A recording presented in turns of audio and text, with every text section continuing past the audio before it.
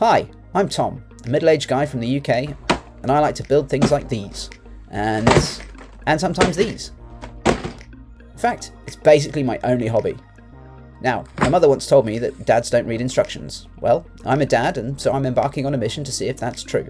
Can you really build these amazing kits without using the manuals? Well, let's find out on Dads Don't Read Instructions.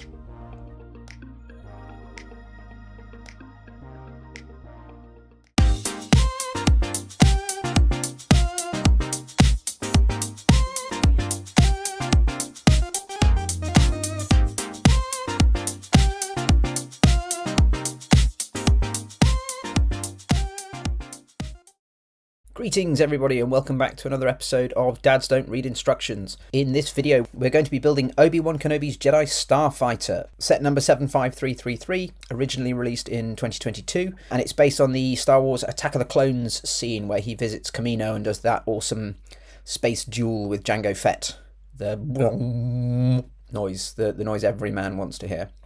Anyway, it's a 282 piece set. I got it for £22 on Amazon. This is about $30, I think, is the retail price in 2024. And yeah, so we're going to have a go and see if we can build it without reading the instructions. Now, this ship is, canonically, it's a Delta 7 Ether Sprite class light interceptor, which is traditionally known as the Delta 7 Jedi Starfighter, or just the Jedi Starfighter. According to various online sources, it was manufactured by QAT Systems Engineering, and it costs 180,000 Republic Dataris. I don't know if you've played Edge of the Empire or any of the other Fantasy Flight games, Star Wars, TTRPGs. If you haven't, they're fantastic. Really, really good system. Nice, pretty sticker sheets. I decided not to put the stickers on for my without instructions build. I didn't want to mess it up. So again, I might make that a little house rule. The picture on the instructions manual isn't great and doesn't actually reveal all that much different to what's on the front of the box. So I'll mostly be using the box for my inspiration here. Get a couple of minifigs in this. You get Tangui, who is a Kamino that Obi-Wan deals with. And of course you get middle-aged Obi-Wan. Or he's not middle-aged. Youngish Obi-Wan. Option of 2 heads for him. You can either have the hood, which I really like, or this kind of gingery mop thing. Yeah, I don't think the colour is quite right. It's a little bit too orange. I might keep it and stick it on the Cal Kestis model that I'm hoping to get when the Star Destroyer set is launched in August. But yeah, his set, he looks a little brown. So they've got a brown head character with like a ginger hair, and then a ginger character with brown hair, so whatever. Right, we're doing our sorting, and again we're going for the obvious sections first, and the nose of the ship looks reasonably straightforward. It's this kind of layered triangle, almost like a little ziggurat. It's canonically it's 8 meters long, 3.92 meters wide, and 1.44 meter high. Has a maximum acceleration of 5,000 G, which is pretty impressive, and it can reach atmospheric speeds of 1,260 kilometers per hour. It's armed with dual laser cannons, SDS-85 dual laser cannons, or quad pulse laser cannons, and warhead launchers, although these are optional apparently. It has a crew of 1 and an integrated astromech.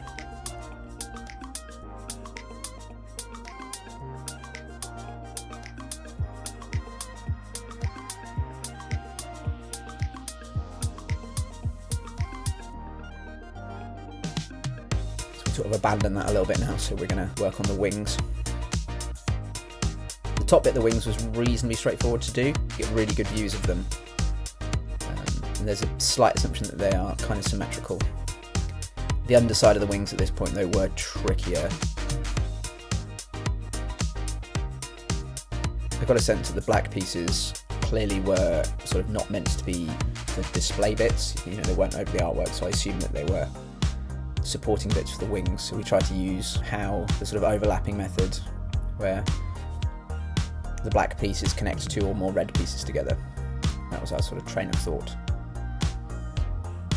I keep saying my train of thought.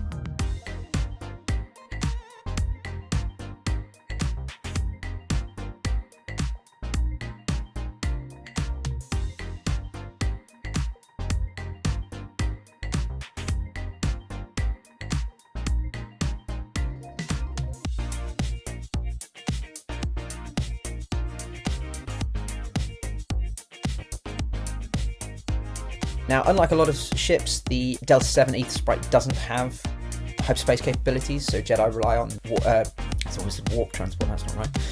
Hyperspace transport rings in order to allow them to go about Jedi business in other corners of the galaxy that require hyperspace travel.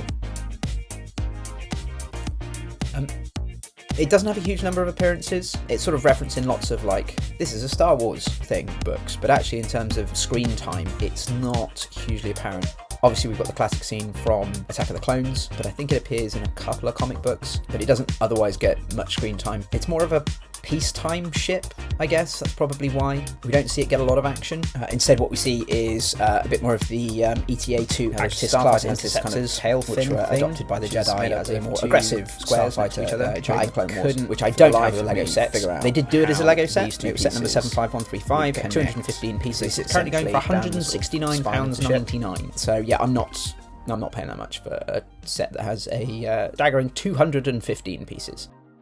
So if I see one on eBay, I might scoop one up. I think I'd rather buy Anakin's Jedi Interceptor, which is currently at £80.69, or not for that price either. Or you get a nice little bundle for both for £250.68 according to Amazon. Anyway, the engines were pretty straightforward to put together.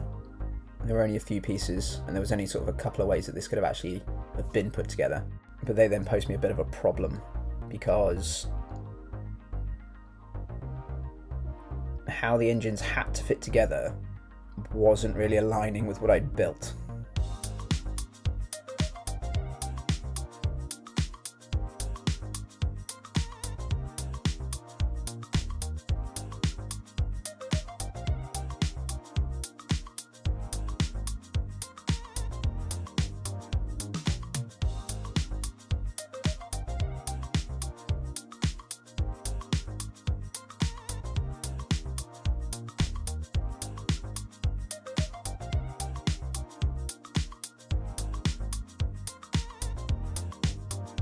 Now, we had a little bit of a breakthrough here in that we went down to the LEGO website and we could get a few more pictures.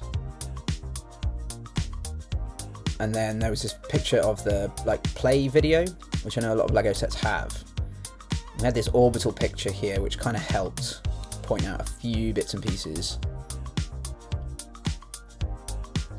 Now, I figured out how the wings were going to attach. Super helpful. Certainly, so I did a bit more aggressive googling to see if I could find this video. And lo and behold, on the John Lewis website, how can I cite this? We found this so that it actually fits and marries up with the main body of the ship.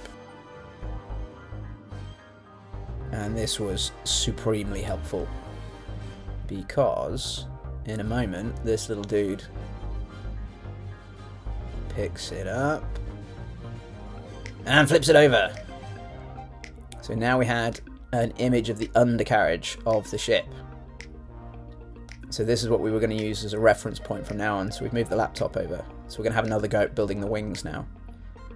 One of the obvious mistakes I'd made is they had this white strip that goes underneath that sort of covers almost the whole length of the wing. So from there it was easier to build this supporting structure for the wing.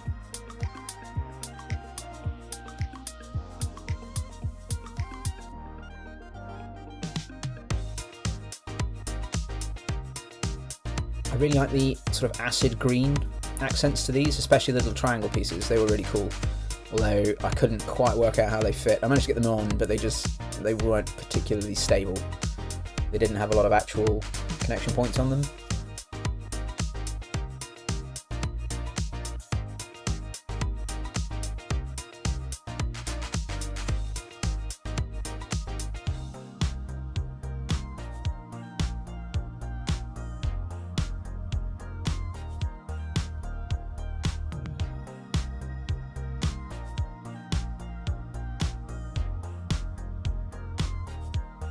So having another attempt at the nose cone now.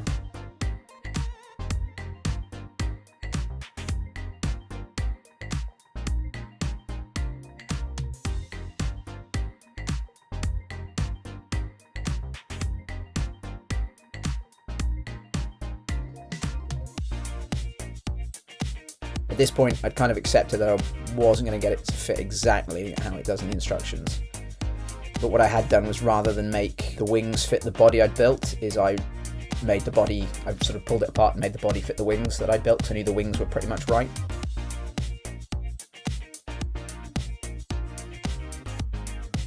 as you can see, it's starting to look pretty good.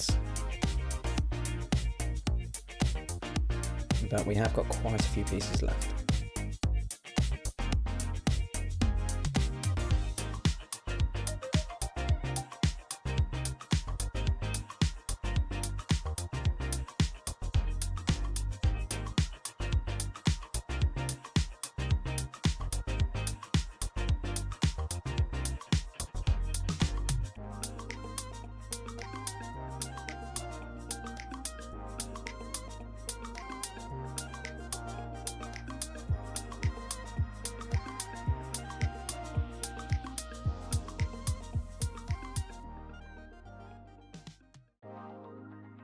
New angle.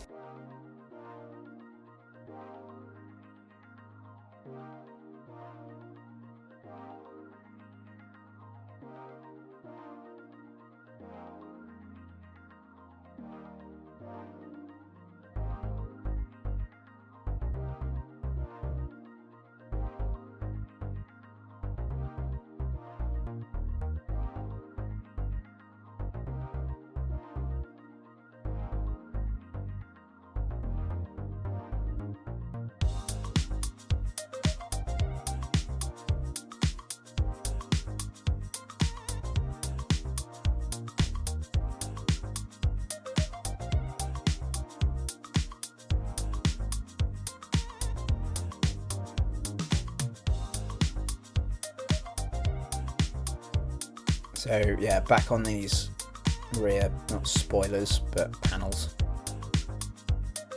I had a bit of a brainwave. They have one of those L-shaped connector pieces. I thought, this might be how we get around that problem, and then that didn't work. So what I ended up doing was just padding out the actual fins and then putting 4 stud bars to connect to these smooth panels, which I knew wasn't right, but it did fit. So as far as I was concerned, that was acceptable.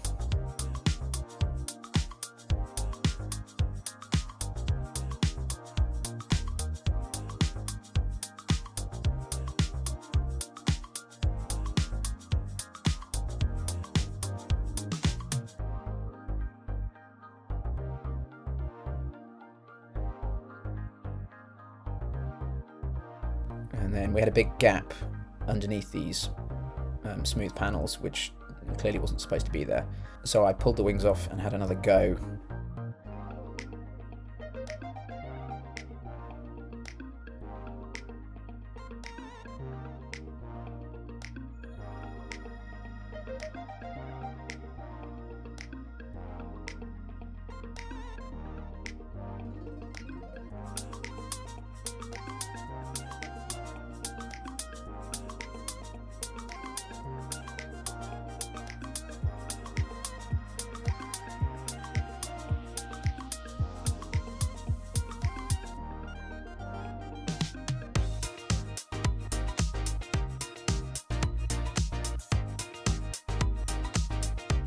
There we go.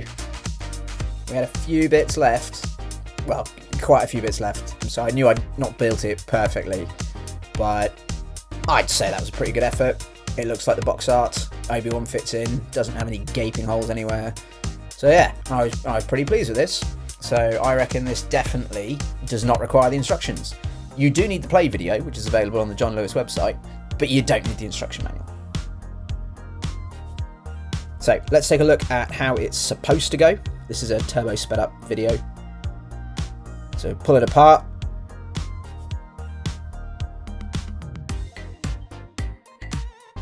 And then get on our instructions.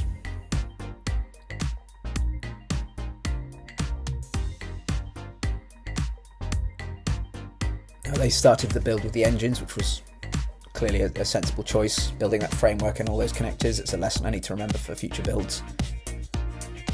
As I say, I tend to build what's obvious first, but that's not necessarily the best idea. So I'm frantically looking for a couple of pieces here, because I'd forgotten that the pieces that I hadn't used, I'd left on the bench behind me.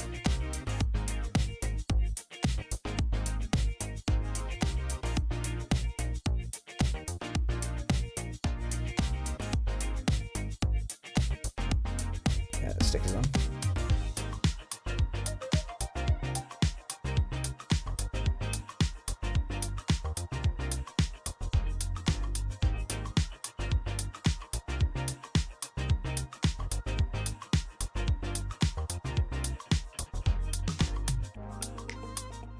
Now, the way I built the wings was pretty accurate.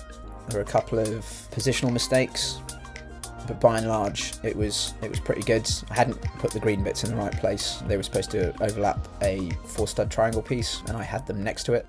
But I had the basic ideas pretty much right.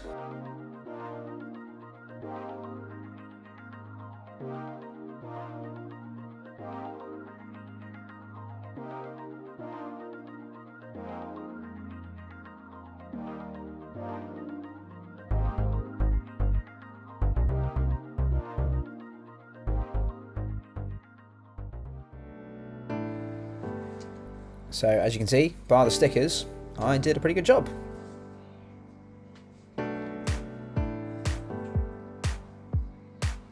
Just to reiterate, instructions not necessary with the Obi Wan Starfighter set number 75333. Thank you for joining us on another video, and we will see you again soon. Take care, goodbye.